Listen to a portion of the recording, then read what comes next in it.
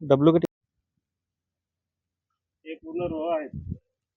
8 दिवस झाले पूर्ण पाऊस चालू आहे. हे बघा, हे पूर्ण रोह आहे.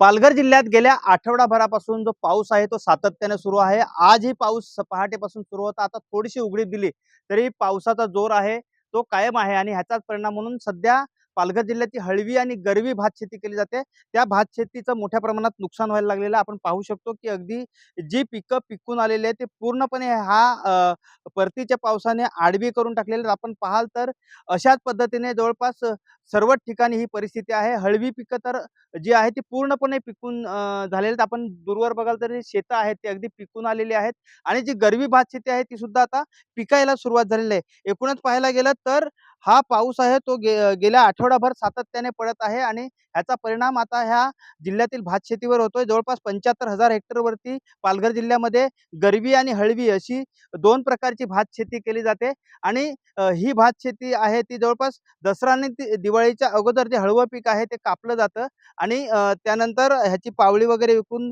दसरा आणि दिवाळी हे शेतकरी आहेत ते ह्याच्यावरती साजरी करत असतात. आपण बघाल तर हे भात पीक जे पडलेलं आहे त्याला अक्षरशः आता मोड यायला सुरुवात झालेली आहे. त्याच्यामुळे ह्याच्यातून आता शेतकऱ्यांना काही मिळणार नाही असंच चित्र आहे. आपल्यासोबत शेतकरी आहेत त्यांच्याशी आपण बोलूया. दादा काय सांगाल ह्या पावसामुळे काय परिस्थिती निर्माण झालेली आहे? सतत 7 दिवस झाले पाऊस चालू आहे.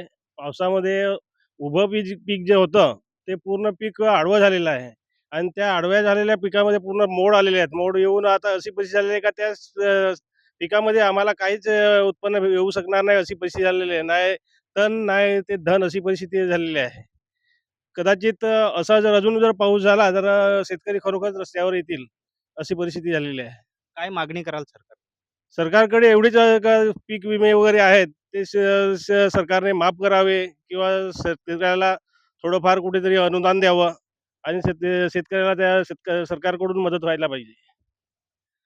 आपण पाहिलेलं आहे की अगदी हे भात पीक आहे ते पिकून आलेलं आहे. अगदी हे गर्व भात आहे. आपण पुढे बघाल तर जे हळवं भात आहे ते तर पूर्णपणे पिकलेलं आहे. मात्र त्याला जो दाणा आलेला आहे तो आता खाली खडायला सुरुवात झालेली आहे आणि हे जे खाली पडलंय भात त्याचं आता ते जो दाणा आहे त्याला मोड यायला सुरुवात झालेली आहे. त्याच्यामुळे हे भात आहे ते हातचं वाया जायची पाळी आता निर्माण झालेली आहे. एकूणच पाहायला गेलं तर ह्या पावसामुळे आता बळीराजा आहे तो त्रस्त झालाय. संतोष पाटील, एबीपी माझा, पालघर.